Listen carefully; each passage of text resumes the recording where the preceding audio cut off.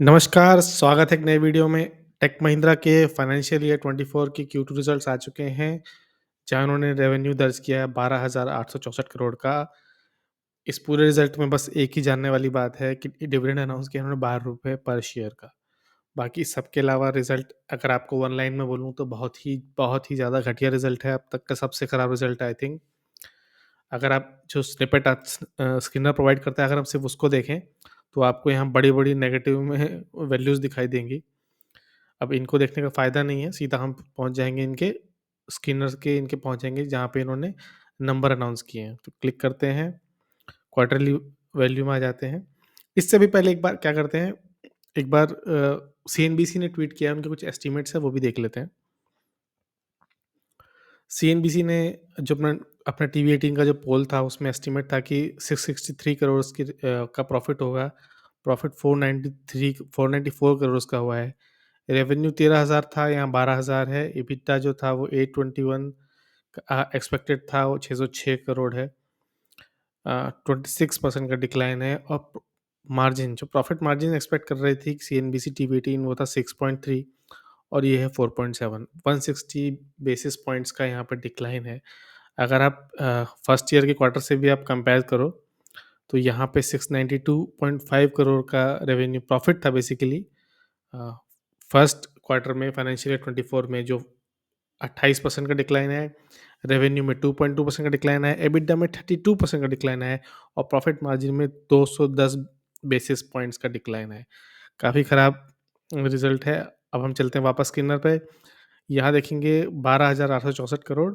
अब जो ये वैल्यू है, इसको आप कंपेयर करो लास्ट क्वार्टर से, उससे पहले क्वार्टर से, मार्च से कंपेयर करो, फिर दिसंबर से कंपेयर करो और फिर जब सबसे हो जाए तो फिर last year quarter on quarter सितंबर 22 में जो क्वार्टर खत्म हुआ था उससे आप देखो।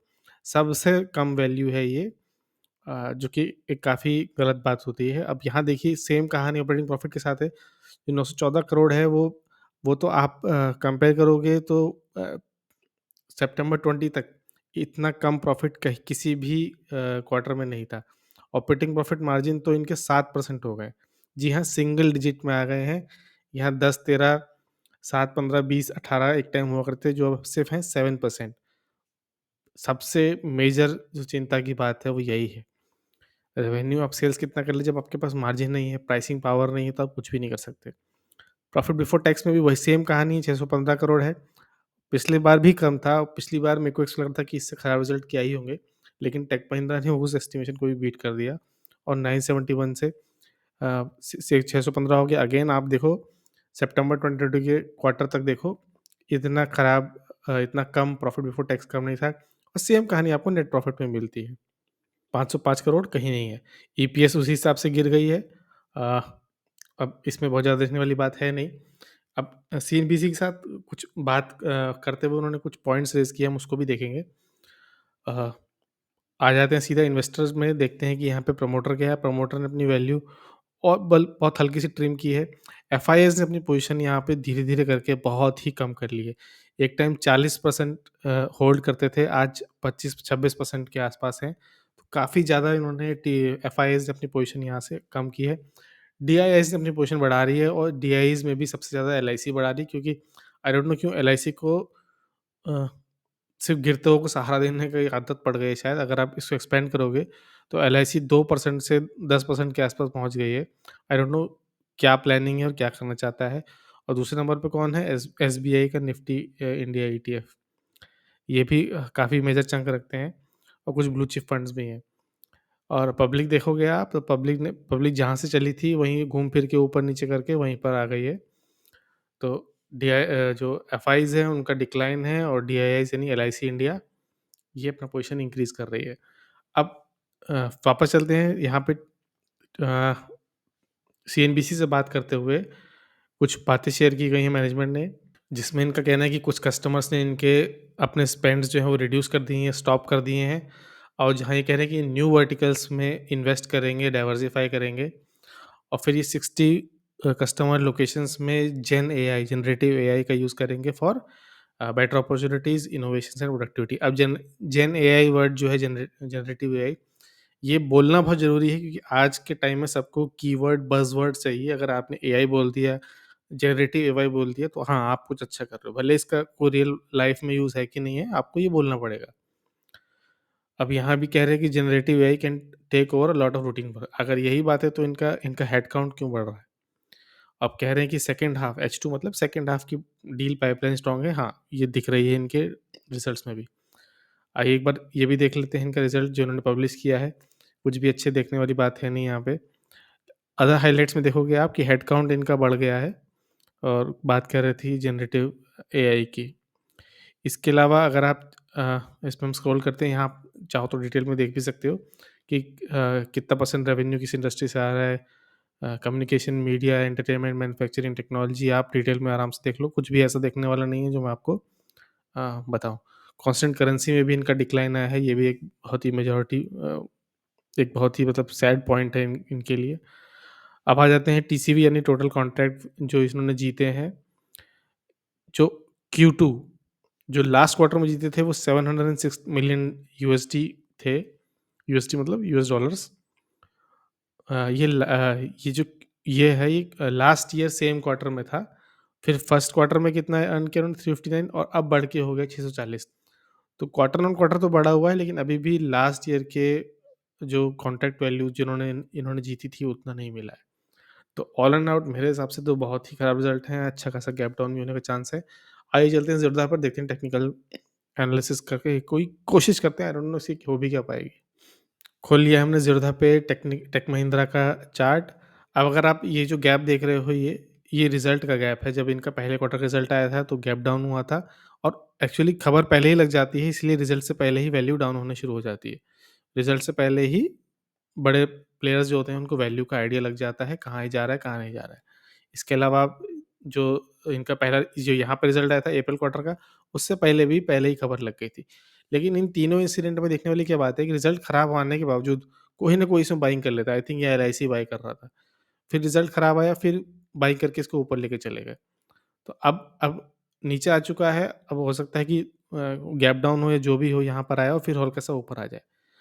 टेक महिंद्रा मेरे पास है, बहुत छोटी वैल्यू में है, मेरी एक्सपेक्टेशन बहुत ही ज़्यादा थी इससे, बट आई थिंक मेरी एक्सपेक्टेशन अब सबड्यूड हो गई है। अब सिर्फ़ इसमें से एग्ज़िट की अपॉर्च्युनिटी ढूँढनी है मुझे। आपको क्या करना है, आपको टेक्निकल एनालिसिस देखनी है मेरी या किसी की भी, उसके ऊपर एनालाइज़ करके अपना करना है।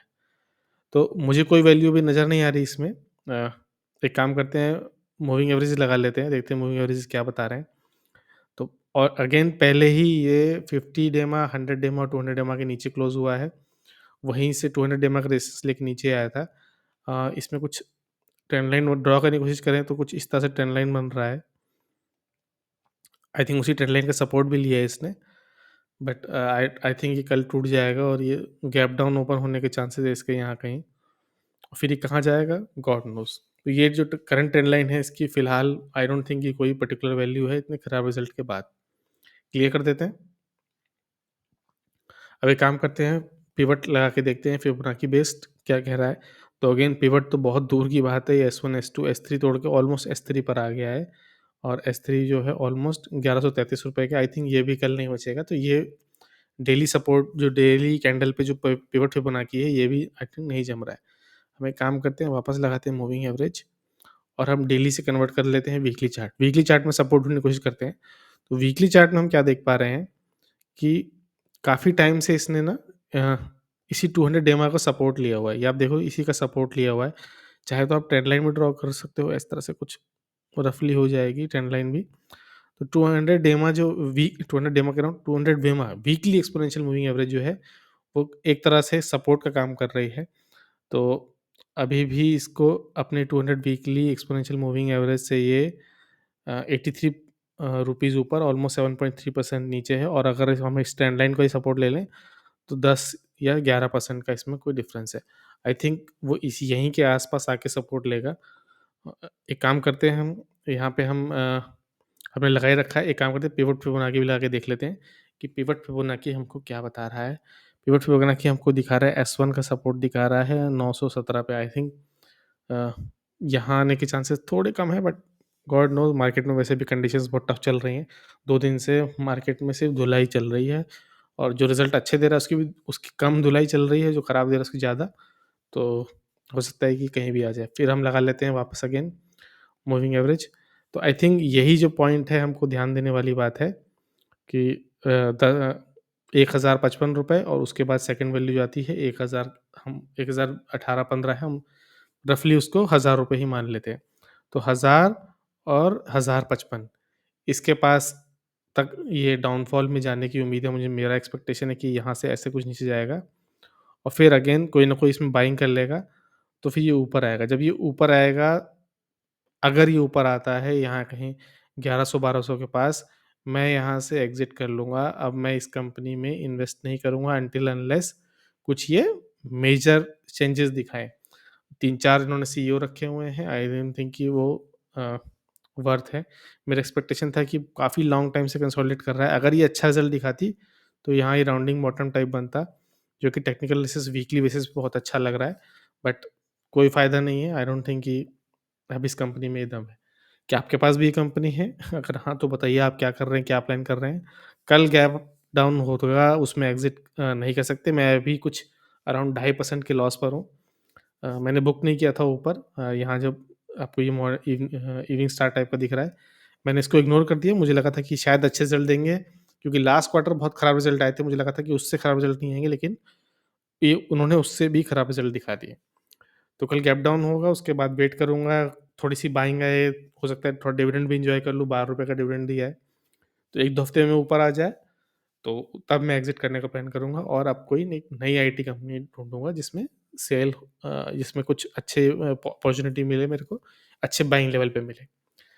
क्या है आपका प्लान? आप ज़रूर शेयर करना कमेंट्स में। ये था टेक महिंद्रा का डिज़ास्ट्रस Q2 रिज़ल्ट का रिव्यू। कैसी लगी आपको एनालिसिस, टेक्निकल एनालिसिस, रिज़ल्ट के एनालिसिस? ज़रूर शेयर करिएगा। हम एक नए चैनल में सब्सक्राइबर्स की ऐसे भी बहुत आवश्यकता है। वीडियो को लाइक करिए, शेयर करिए। वीडियो देखने के लिए बहुत-बहुत धन्यवाद।